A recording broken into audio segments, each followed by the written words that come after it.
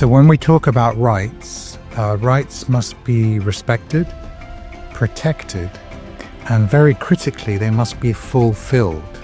And fulfilling, that means that duty bearers, who are primarily the agents of the state, governments, they need to be active and very proactive in legislating for those rights.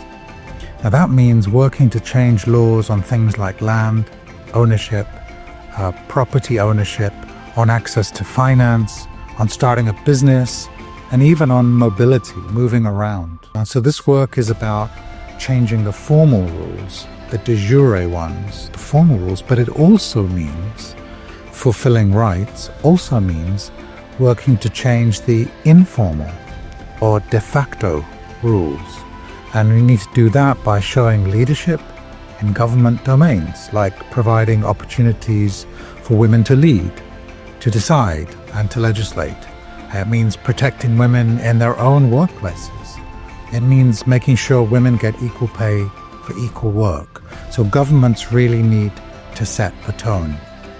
Now, there are so many inequalities that are already in the food system, from who controls the household purse, to who is expected to do unpaid care work and housework, to unfair practices around pregnancy and employment. The governments and other stakeholders need to do much more to counteract them.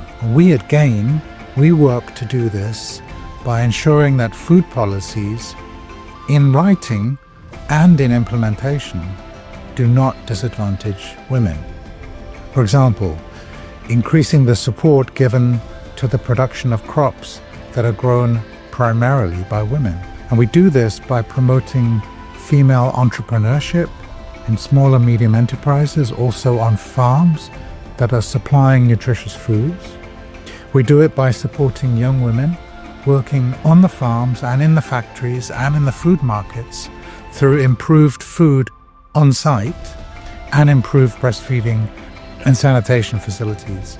And we found that this is not only the right thing to do in an intrinsic way, but is also the smart thing to do in an instrumental way, because these changes are not only just and equitable, but they're also impactful for nutrition and other outcomes that nutrition drives. I think finally it's vital that men and boys see these changes as a benefit, not as a threat.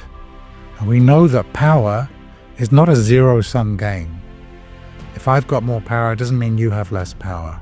We need to move from power over to power with. This means that we can do things together. And this power with expands the power to do things, to achieve things. And ultimately, it improves the power within, to lead and to be resilient and resourceful.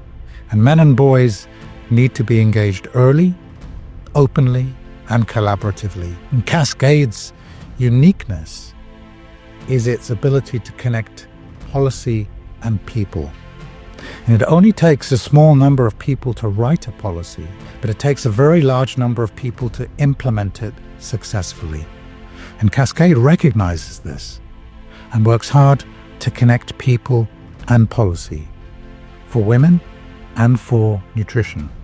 So on this International Women's Day, let's move from intent to policy and from policy to implementation.